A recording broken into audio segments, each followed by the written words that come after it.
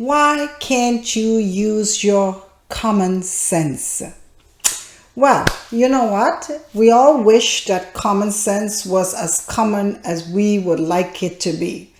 But at the end of the day, it is what it is.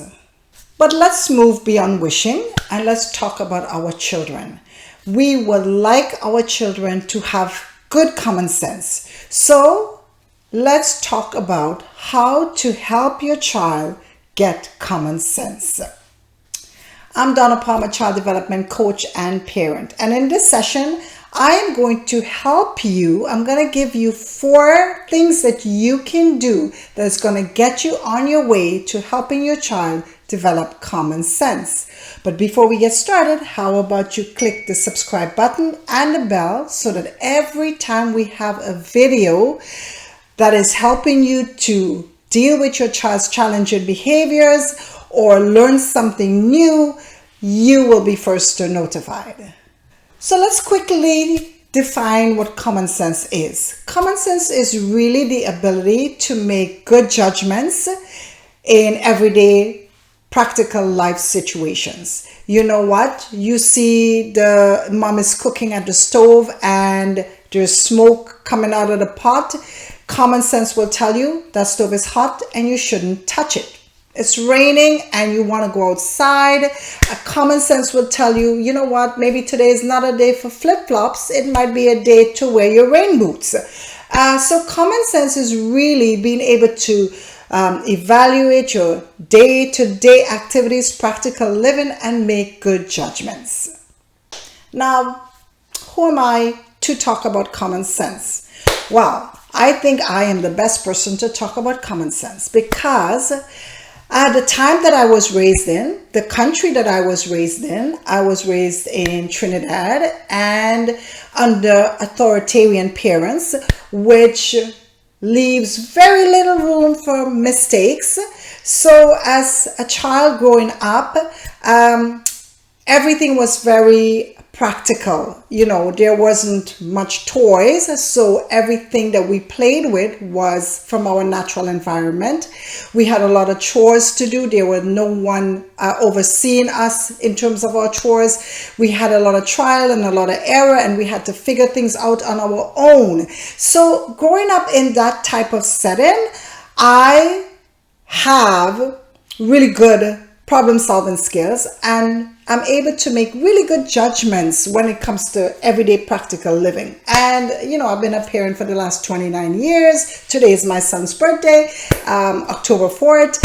And you know what? I have been able to help my children to develop good common sense through their years by transferring what I was raised with to them. So today I want to transfer some of what I know and what helped me to have good common sense to you so that you can help yourself and your children. How about that? So before we get into those 4 things that I'm going to tell you about, how about we come to a conclusion about common sense? How does people get common sense? Is it something we teach somebody, or is it something that somebody learned incidentally? Well, in my opinion, based on myself, my learning, I would say it's a combination of both. There are times when we have to teach, like, you know what, when you're drinking your cup of hot tea or coffee and you let your child come and touch the cup and you will say hot, you're teaching them that the cup is hot. They're learning what is hot in a safe way. But there are times when, do you know what, your child will learn incidentally. They would watch you going outside and using an umbrella. And they would learn automatically that, you know what, it's raining outside and we need an umbrella to go outside. You probably didn't have to teach them that. They just watch you day by day and they learned it incidentally. So it's a combination of incidental learning and teaching. Okay, so let's get right into it. The first thing that you can help your child to do to develop and to learn good common sense is to allow your child to explore their natural environment. We're living in a time where we as parents, we are on a quest to keep our kids safe. So you know what, we're having that baby, or we have that little baby, and we go through our house and we make it childproof. Now, I'm not saying not to make your house childproof. Yes, put the plugs on those outlets, put a gate by the stairs when they're very, very young. Take whatever precautions, but at the same time, be mindful. You know what, you don't have to move away everything that's breakable. You know, before you had the kids, you might have had, you know, your coffee table with some ornaments on it. You might have some breakables in your living space. You don't have to get rid of all those. Your child could learn how to navigate their space. And somebody might say, oh, Donna, you don't know, my living room is really, really small, or my apartment is very, very small. That's okay. That's where your child lives. And they would just learn how to navigate around that space without breaking things, without bumping into things. And while they are learning to navigate their natural environment, guess what? They are learning some problem solving skills that is going to help them to develop good common sense. So please do not change your environment just to, you know, make life easy for your kids, or give them a big open space so that they can play and have fun. It's not all about having fun. It's not all about making life easy. It's about letting them experience the natural environment, the natural obstacles that are in their environment, and through that, they are going to learn common sense. The second thing you can do is to allow your kids to make choices. Okay, there are some choices that comes with natural consequences. It's not life-threatening. Let them make some choices. You know what? Maybe, you know, we have some kids, they don't want to put on their jacket to go outside and it's winter. Okay, fine. They won't last very long outside. They don't want to put on their mittens to play in the snow. They won't last very long. And as they do these things, they make some choices, they are going to have natural consequence, not consequence that you would put in place. It's just natural, right? If I go outside without my mittens and I pick up the snow, my hands are going to freeze. Nobody imposed that. That is just a natural consequence. As they go through their childhood years and they are faced with those decisions and they make some choices and they are faced with natural consequences, through those natural consequences, guess what? They are going to learn common sense.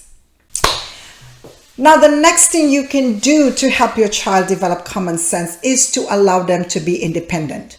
Do you know what? That little toddler at 18 months old, they're just starting to walk. They don't need you for everything anymore. They can feed themselves, finger feed. They can go across the room and get a toy for themselves. They don't really need you as much. So they are saying, I want to be independent. They are striving towards autonomy. We need to allow our kids to be independent. You know, that little 2-year-old or that 18-month-old, he's on the floor, he sees that toy under the couch across the room, and he's like, I'm going to go get that toy. And he's going, crawling, and he gets to the couch, and you're sitting there, and guess what you do? You jump, and you go, and you either lift the couch up so that he can get the ball, or you get the ball for him. Guess what? You have just deprived him of the opportunity to use some problem solving skill. Yes, he might try to go under the couch. Yes, he might lift his head and bump his head, but you're right there to help. And you know, a little bump on his head is not going to hurt him. But in the process, he's going to learn so many skills. He's going to learn that the next time I go to get this toy, I need to crawl on my tummy. I need to stay low. I need to stretch my hands a little bit wider so I can access the toy. So much problem solving skill he is learning. So we need to let our kids be independent. I know life is busy. I know we got to get things done. We got to get going. And yes, it's easier to just put on their shoe, get their jackets on, get them ready, get them going. But you know what? We need to slow down a little bit. Give them the opportunity to be independent so that they can learn the problem solving skills and at the end of the day, develop some good common sense. Now, I'm sure you have your own stories about common sense. How about you drop a comment in the box and share your story? Tell me what has been your experience with common sense, and you know what, are you struggling with your kids when it comes to them having good common sense? Drop a comment. Now, here is a big one. And I think we're living in a time where there is so much technology, and our kids are so involved in technology, and not just our kids, it's us too. You might be going on a trip, or not just a trip, you may be going to the store or wherever you're going, and your kids are in the car. We're living in a time where everybody's on their phone, on their iPad, on some kind of device, not paying attention to their surrounding, not really looking out the window and reading the roadsides anymore, or looking at the scenery that's around them. We don't do those things anymore.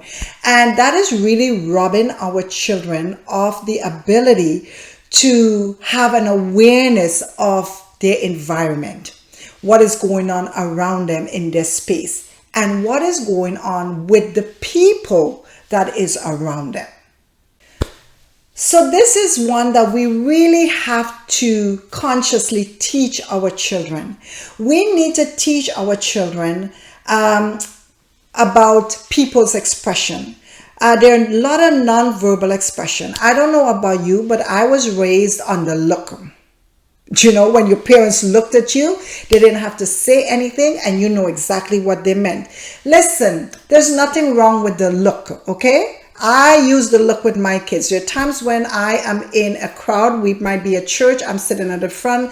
My son is sitting at the back, and he's doing something that's inappropriate. I will just turn around. I will just look at him, and right away, he knows what I'm saying. It's just nonverbal communication. So there is nothing wrong with the look.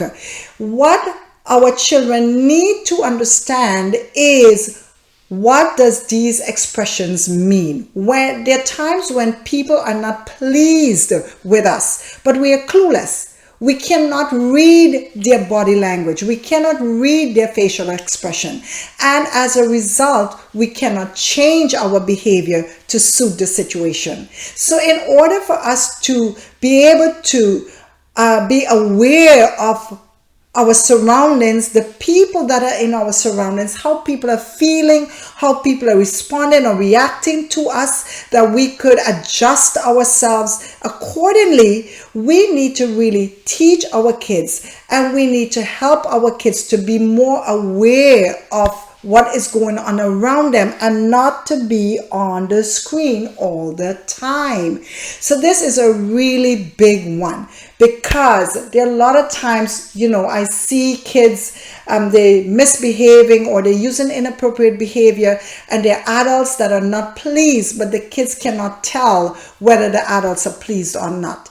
Now, and we would say, you know what? You think this person could have used common sense in this situation and changed their behavior. But how can they use common sense? How can they make a good judgment when they are not even aware of what is really going on around them? So it is important to teach our kids to be aware of their environment, be aware of the people that are in their space, and to be able to make their necessary adjustments to their behaviors, so that they can work well within their community.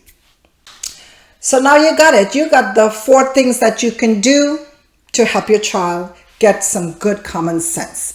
If you start doing this, you know what? If you start allowing your child to explore their natural environment, stop making all those changes in your home, just let them enjoy their natural environment. Let them be independent. Let them make some choices. They will have some natural consequences, but that's okay. And teach them how to be aware of their surroundings and be aware of the people that are in their space.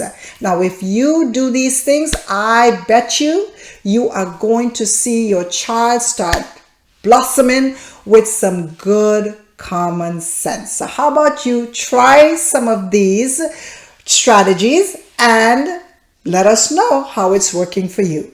Now, if you are a parent and you're listening to this video and you're thinking, wow, those are some really good ideas. I really want to try some of this, but you feel like, do you know what? I don't even know where to start.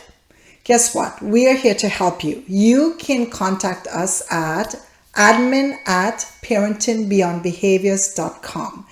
We have a community of parents, a safe place where we all get together, we share with each other, we support each other, and we build up each other. So it would be a great place for you to start. Contact us. And before you go, how about you like and subscribe and keep your ears open for our next video, where we are going to be talking about teaching our children to be respectful.